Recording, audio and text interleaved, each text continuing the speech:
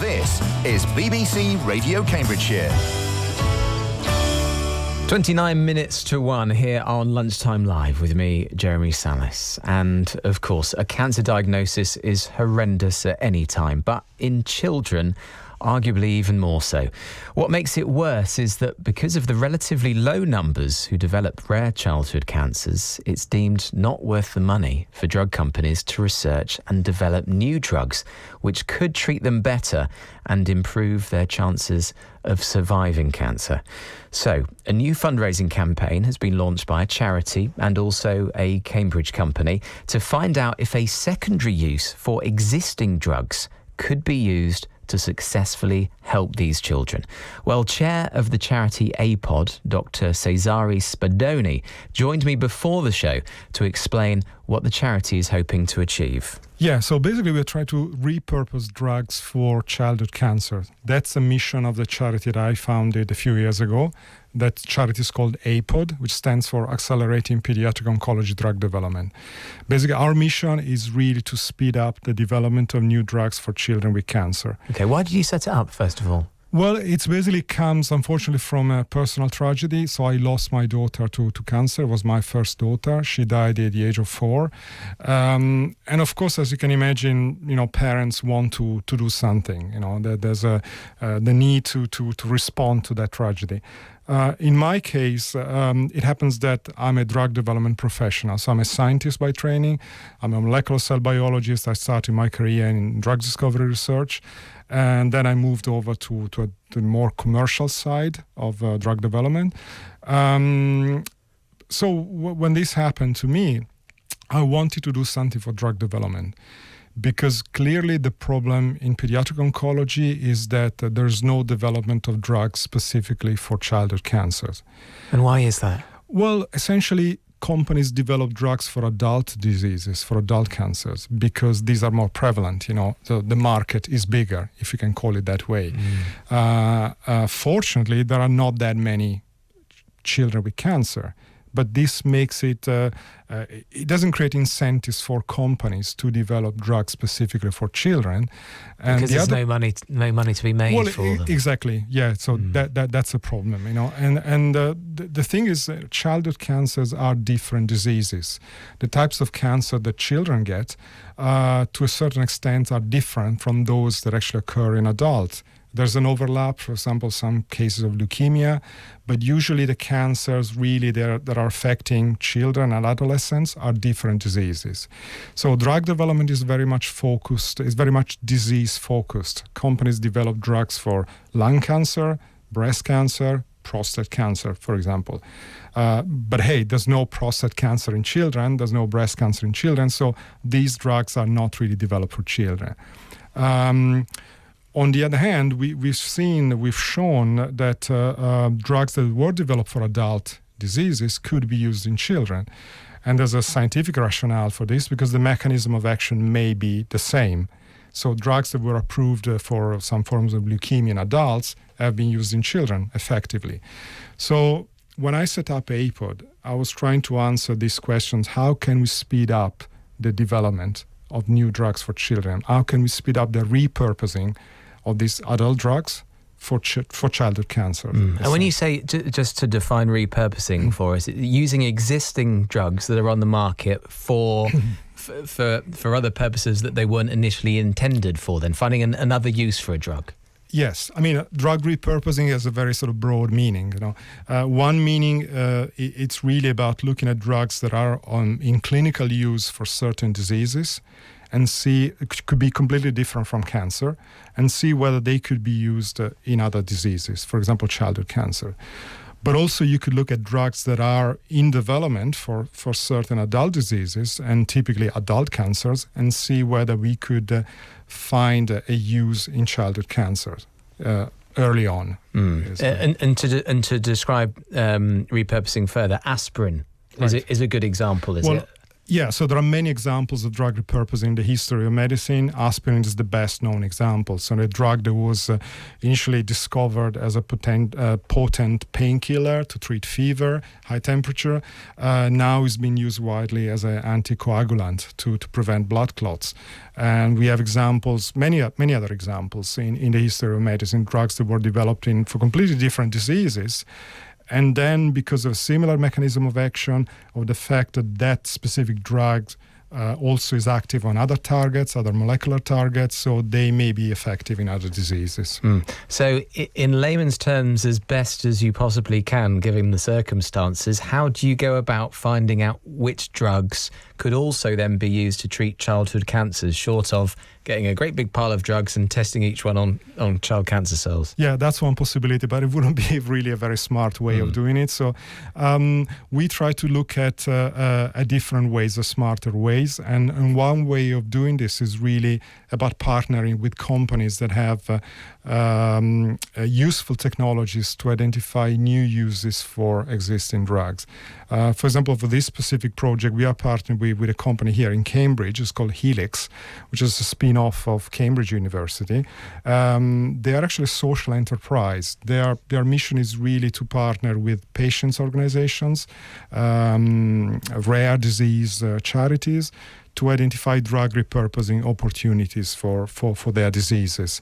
And basically, again, to explain it very simply, what they do, it's sort of a genetics-based screening. They look at the gene expression profile of the disease, and they try to match that profile with the profile of a certain drug. So by doing that, we identify potential drugs that are predicted to be effective in certain diseases. Has there been any progress yet, or? Well, this approach has been used. Successfully by certain groups, by identified drugs that were effective in certain diseases. This has been validated in vitro in the lab. So basically, testing in cell lines. So I think and there are examples done by other companies in drug repurposing projects. In our specific case, we are targeting medulloblastoma, which is an aggressive form of brain cancer in children. So we're looking at the profile of the disease, and we try to match that with our database of drugs, which are drugs in clinical use. There are also drugs in development. So we have a lot of information about these drugs, and we come up basically with a list of predictions of compounds that are really predicted to have an effect in medulloblastoma. Now, this is just a prediction. What we have to do, the next step would be to test these in the labs. And how severe is the prognosis for children who are diagnosed with brain cancer? Well, particularly for these type of brain cancers, there are different subtypes. That's medulloblastoma, which is a cancer which tends to occur in the cerebellum, in the posterior part of the brain. Again, it depends on the genetic profile. In some cases, you can have 80% survival. In some cases, you can be 50%. You can have 50% survival. When we say survivals, we have to bear in mind these are usually 5-year survival rates. So looking at survival after 5 years. And of course, there's a list of there can be very severe side effects later in life. The cancer can come back even after 5 years. And really the bad thing is that the current treatment is really harsh for children. It's harsh for adults as well, but you can imagine this can be very devastating for children, because usually for medulloblastoma, so you have surgery, first of all, brain surgery, that's followed by radiation, and then chemotherapy, so high-dose chemotherapy. So all these things, as you can imagine, are very toxic for an adult, but you can imagine the toxicity on a developing human being, like a child. So those children, the lucky ones that are cured, can really have severe health problems later in life. So that's why I think there is a very strong and urgent need to identify better and kinder treatments for children with medulloblastoma, with brain cancer in general. Obviously, we are starting with medulloblastoma. So that's why I think drug repurposing can be an attractive approach because you're looking at drugs that are already in use.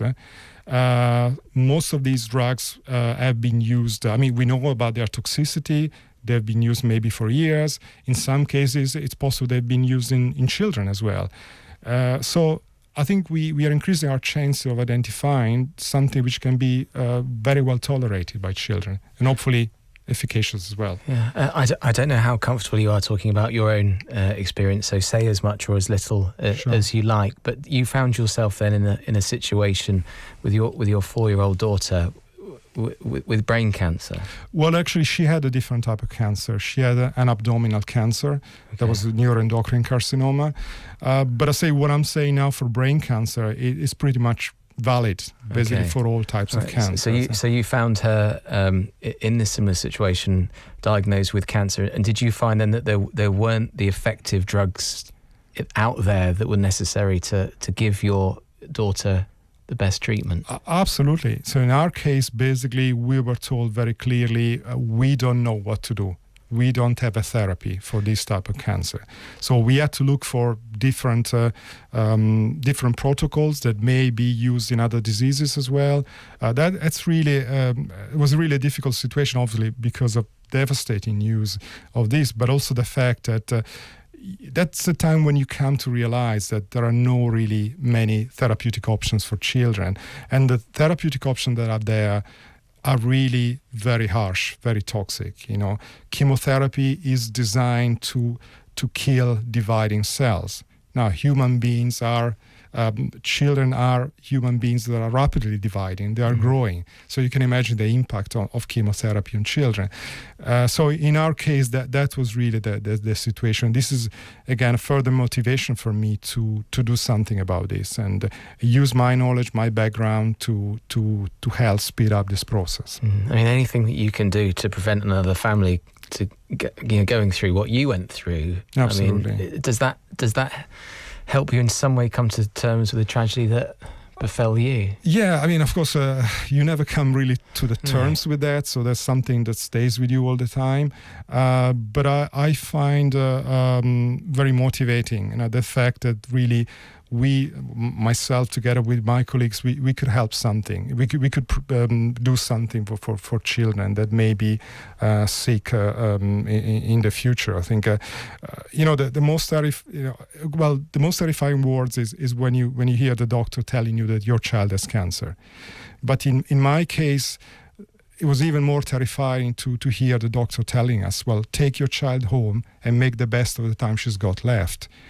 And I think this is not acceptable when you have so many therapeutic options, so many compounds that are being developed for adult diseases, adult cancer. And within these group of compounds, you can have many compounds, many medicines that could be efficacious in children. And we really have to do more to evaluate this in children as quickly as possible. Dr. Cesare Spadoni from the charity aPODD, which stands for Accelerating Paediatric Oncology Drug Development, who are working hand in hand with a Cambridge company to try and change this situation where we find that there aren't really effective drugs to treat children with rare childhood cancers. We'll continue our conversation, find out how you can help after this from the Beatles, taking us up to the travel news next. Radio Cambridgeshire. It's Lunchtime Live, and you join me halfway through our conversation about the surprising lack of effective drugs that exist to successfully treat childhood cancers. Well, my next guest is Debbie Binner.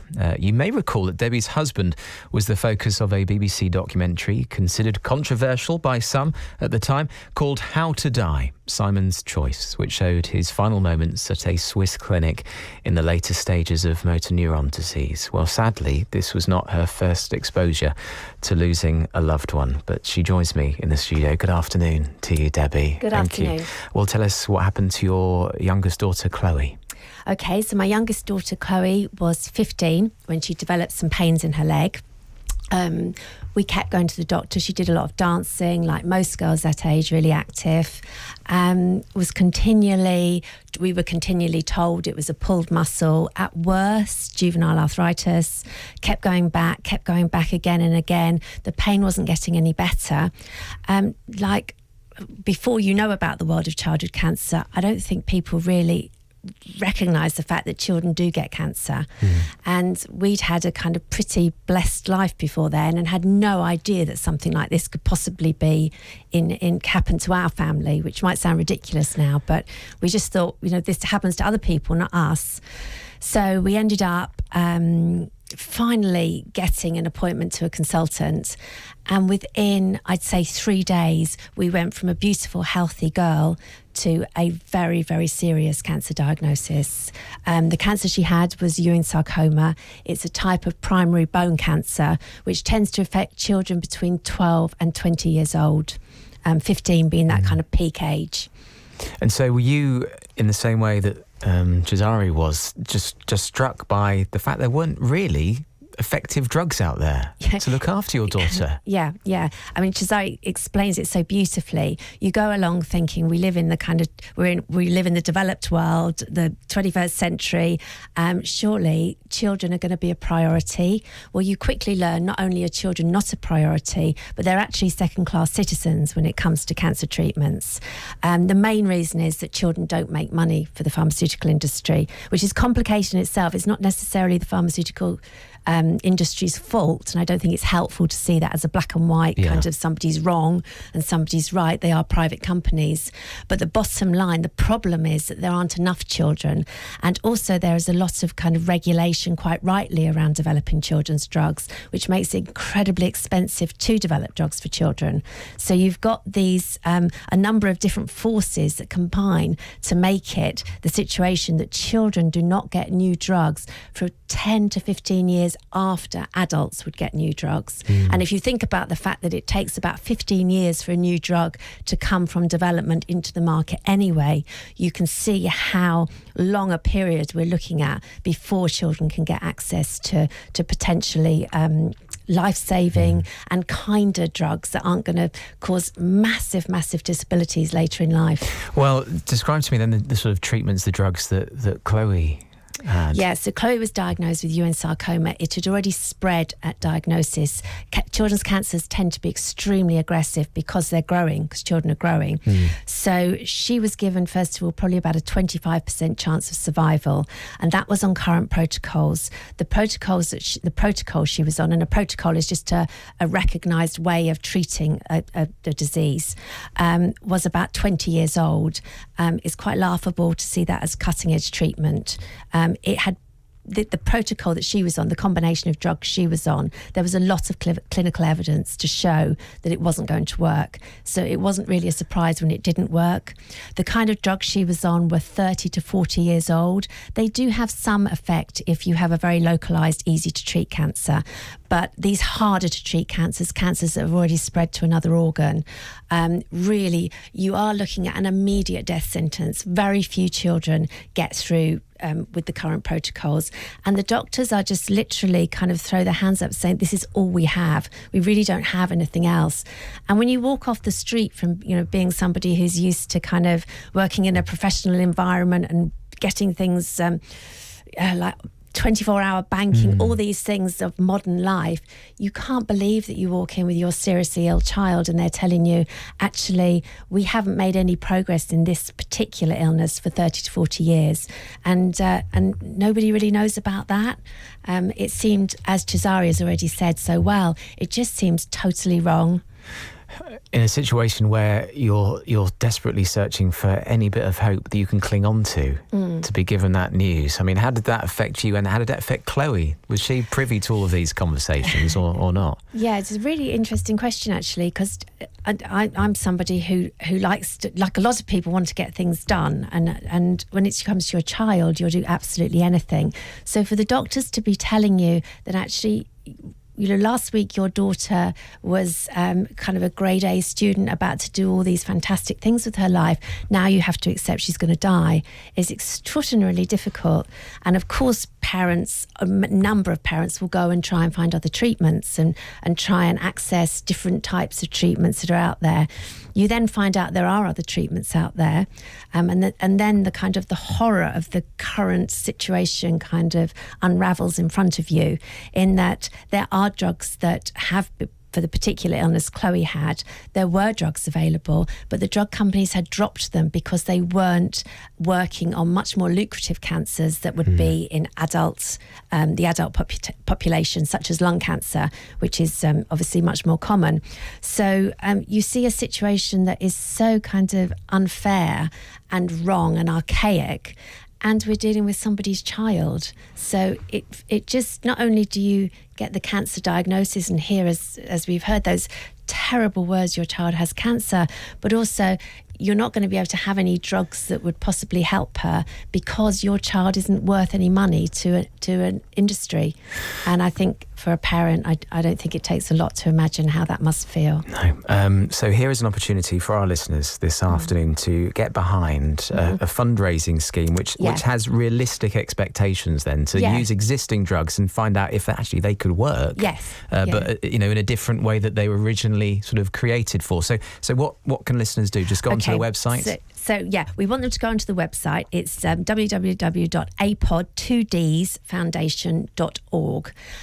What we've done is I've spent the past 3 years working with people like Cesare and other drug development experts. We're using all the passion we have as parents, but with some real professional knowledge, years of professional knowledge and expertise to do something that's really concrete to try and change the situation. So we want to speed up the time it takes from drugs to get from the laboratory to children. So we're starting with a particular drug for this aggressive brain cancer that happens in children, and we only need to raise £40,000, not a lot at the moment, because we want to trial this drug to see that there's a lot of evidence to suggest it might work. We want to trial it, do this kind of very risky experimental work early on, and then take it to the pharmaceutical industry and say, look, we've taken some of the risk out of you, the risk and the expense out of you developing this drug. Now can you come and talk to us and help us develop it properly?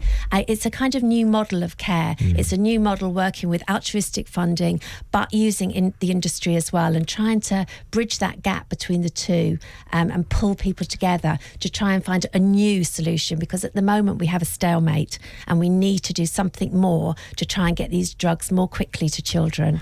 Debbie, thank you so much for joining us. Again, this is the second interview in as many days where I'm astonished where you find the strength to come and share your story. This about your daughter.